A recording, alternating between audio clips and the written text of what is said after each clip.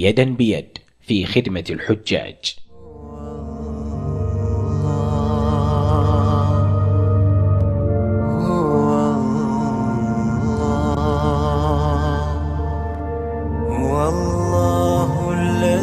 لقد عنيت حكومة خادم الحرمين الشريفين بتوفير وسائل النقل الآمن لحجاج بيت الله الحرام، فلم تزل توفر لهم ذلك بكل ما لديها من موارد وخبرات، حتى جاء قطار المشاعر مكللا تلك الخطوات الحكيمة لضمان تنقل الحجاج ما بين المشاعر بكل انسيابية ويسر.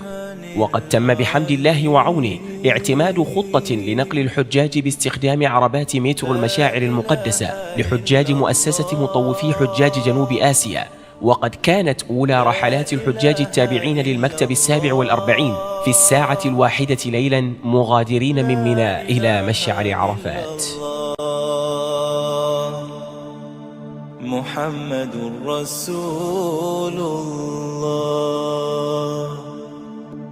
قل لمن السلام الله، قل لمن العليم، قل لمن الرزاق، قل لمن الرحيم، قل لمن القوي الله، قل لمن المتين، قل لمن العلي الله، قل لمن العظيم.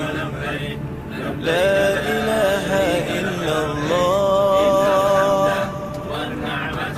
لا إله إلا الله،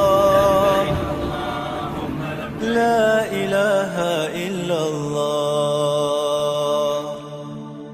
محمد رسول الله. صل على طه يا ربي، صل على ياسين، صل عليه والأصحاب المقربين، صل على خير الأنام الهادي الآمين، محمد مسك الختام حتى يوم الدين. صل على خير الأنام الهادي الآمين، محمد مسك الختام حتى يوم الدين. لا إله إلا الله، لا إله إلا الله،